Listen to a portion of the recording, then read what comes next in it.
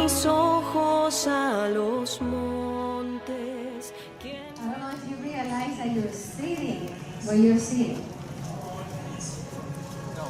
Where are you sitting? Besides the floor. Okay, that is the house of Caro Botiwa. So you're sitting, some of you are resting your back in his house, and the rest of us are sitting or standing in the place that he walked for years, many times, just to go across the church. And for many years, he played here. He played with his friends, many of his Jewish friends that we hear in his biography. Okay, so this is the house of the family. So I don't want to leave this place without speaking a little bit about Jean Paul's legacy on the family. I was just saying very quickly in the other bus, but anyways, I'm going to say it again, so they're going to hear it twice, and that means that they need to hear it twice. Jean Paul lost a little sister. Jean Paul lost his mother. Anybody knows how old was he when he lost his mother? That's not fair, Sacred Heart. I mean the Immaculate Heart. 9 years old when he lost his mother. And that was one of the most painful moments for Caro Botiwa's life. And that's the reason why he came across and he went to that image of Our Lady and he said, from now on, you will be my mother. Okay, I want you to begin to create the understanding and the logic of the kingdom of God. When we experience absences of anything that is earthly, even if it's good, but when we experience absences, what are we supposed to do? Offer them up. To go offer it up and to go to the Lord and the Blessed Mother.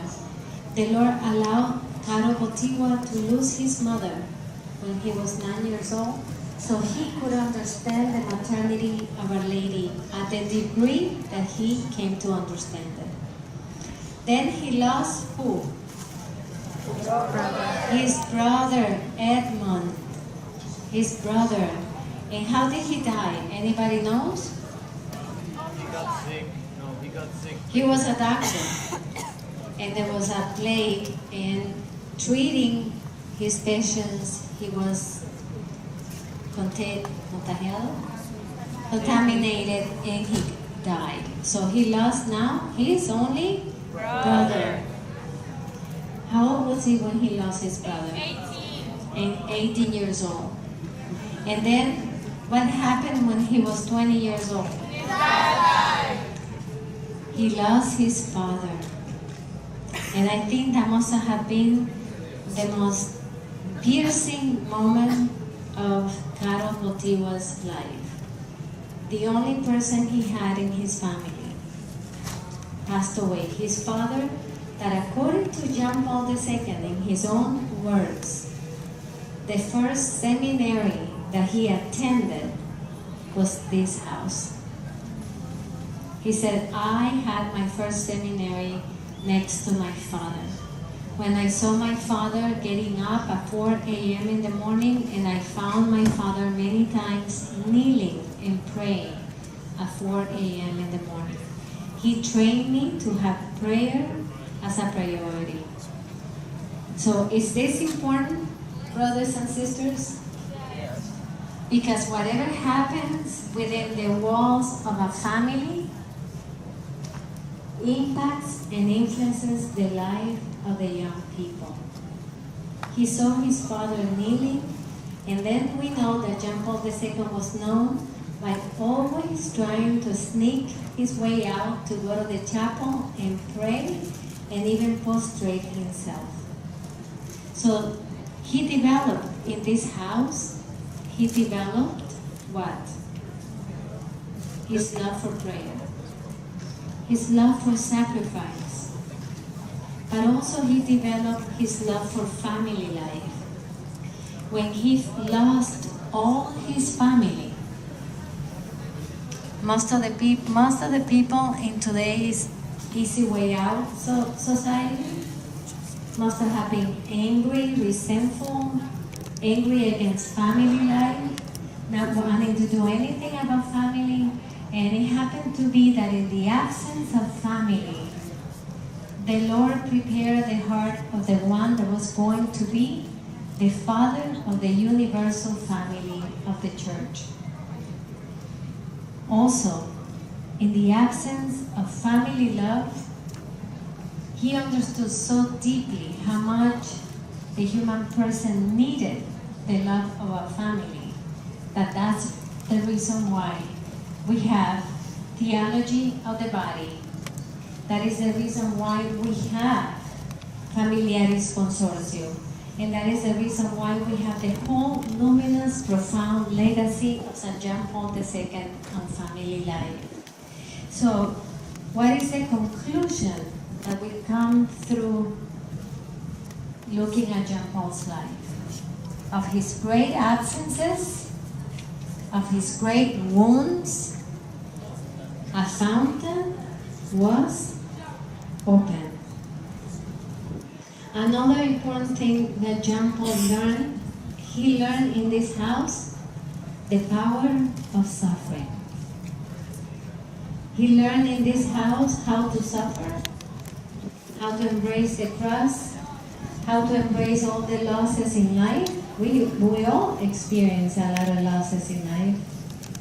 He also learned how to get closer to the Lord in the moments of suffering, closer to Our Lady. He learned that a true manhood, the true masculinity, is not about being conquerors or comerse el mundo, as Cubans will say, eat the whole world. He learned that true masculinity meant love and responsibility, and that's why we had the book, Love and Responsibility, when he saw his father. The type of life that his father had when he lost his wife and he lost 2 children and he was left alone with Carol. He learned from his father the virtues of a true man. All of that happens in this house that we're sitting right next to. Carol Poseiwa also learned to value life. Because in these same streets, he will see, when, I don't know those who saw the movie Carol, when he had to carry his father who was very ill because they had to abandon the city, because they were going to be bombarding the city. The Nazis were going to be bombarding the city, so he had to carry his father. Then they had to return. He saw in these streets the power of suffering, but also he saw the power that we're going to see tonight, this afternoon, of evil. How much evil the human person is capable of. But isn't that amazing that the man who saw so much the power of evil and how capable we are, we, not them, we, how capable we are of doing such an evil, is the man that spoke the most beautiful encyclical about the human person and the beauty, the goodness, and the truth of the human heart. What does that teach us? That nothing can steal away from us the truth of God. It is true that we're capable of such evil, and that's why it's good that we're going to be here today. I think the Lord planned it this way, that we're going to be this morning here, and then we're going to go to Auschwitz. We have like a big contrast. This is the power of family love, even the power of suffering, the power of prayer, the power of responsibility, the power of understanding, the dignity of the human person, and then we're going to see another city, a city of death, of inhumanity, where the purpose of everything in Auschwitz was to deshumanize the person. So we are going to go into this house remembering 3 key points, and this I need you to write it.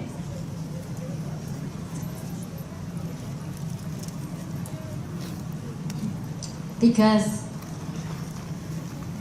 we have them in the encyclicals and apostolic exhortations of John Paul, but I am sure that that was learned in this house. First, men or women cannot live without love. Without love, he said, we don't understand ourselves. We become incomprehensible to ourselves. Can anybody tell me why, if you don't know love, you will not understand yourself?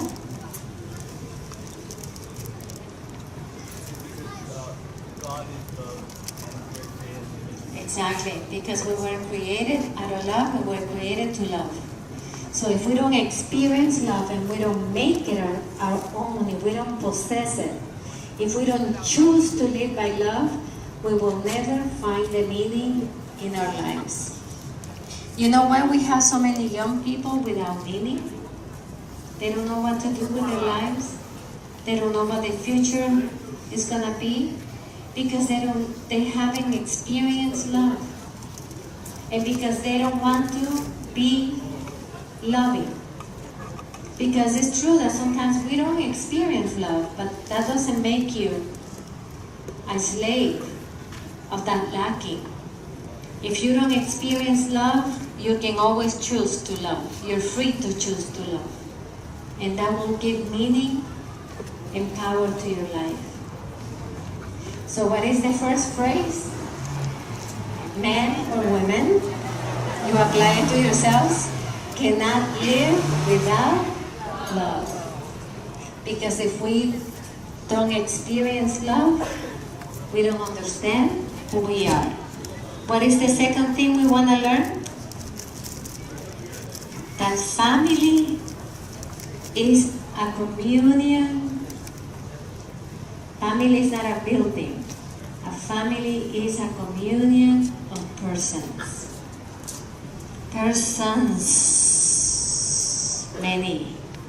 Many persons. So that's why I admire families who have a lot of children, if they're possibly. Some cannot physically, biologically, or economically.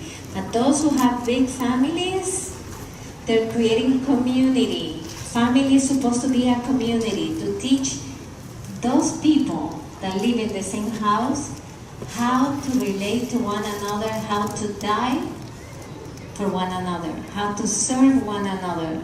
That's why the human person always comes, lives and grows in a family and gets out of the house to go and form a new family. And isn't that true? And I know you're gonna say, well, I get out of the house and I go to the dorm in ISU. But that's a temporal reality. You live in a family and then you get out of that family to form another family. Whether it is through marriage, you form your own family, or if you become a religious, you are a member of a religious family. Or if you become a priest, you are a member of the Presbyterian family. Because men and women were created to live in family, in a communion of persons. That's why it's so important. We are 100. I hope we could be 500. But we are 100, and I invite you, brothers and sisters, to think of the other all the time. If you have 2 cookies, don't eat the 2 cookies. Share the second one.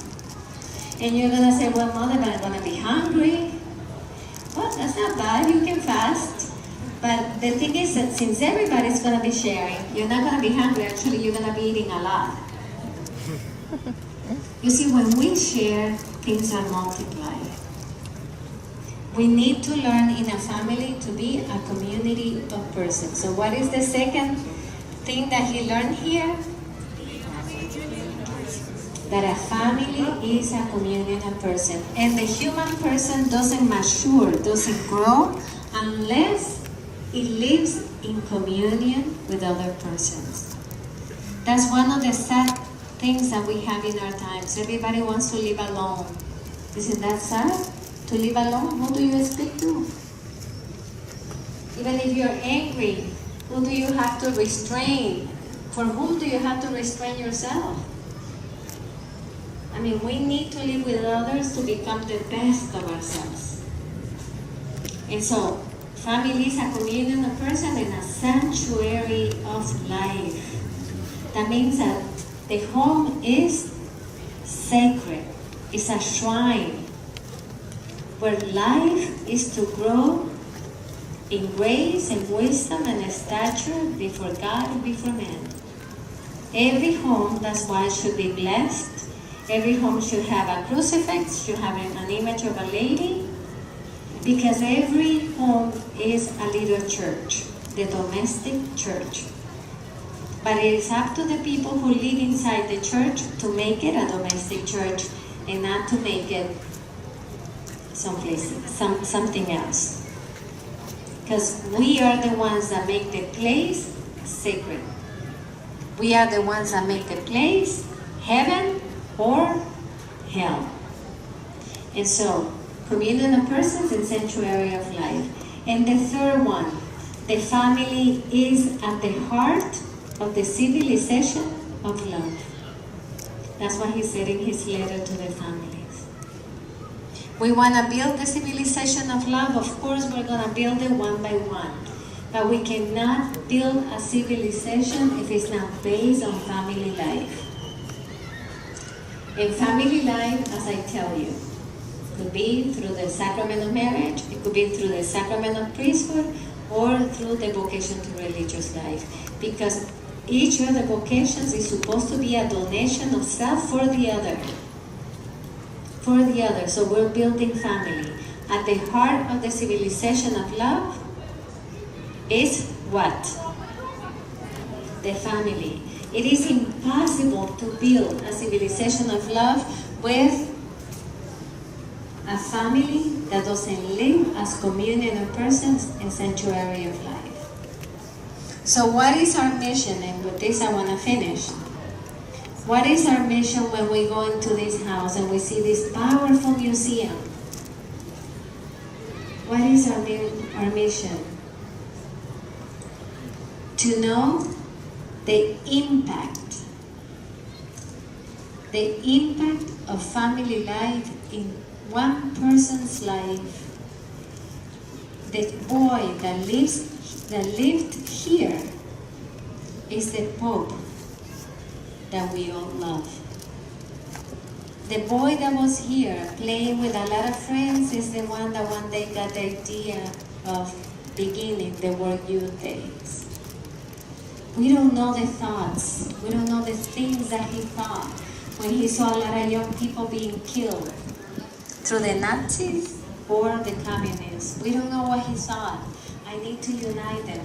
I need them to be a family. I need them to be together. I need them to know that they're not alone. All those thoughts went through the mind of St. John Paul II. And I am sure that they did not begin in 1985. But they began here when he was a little boy. So we're going to go into the house with an open heart. And we're going to go into the museum, which is a powerful museum. And I want you to go, please, in silence. In silence.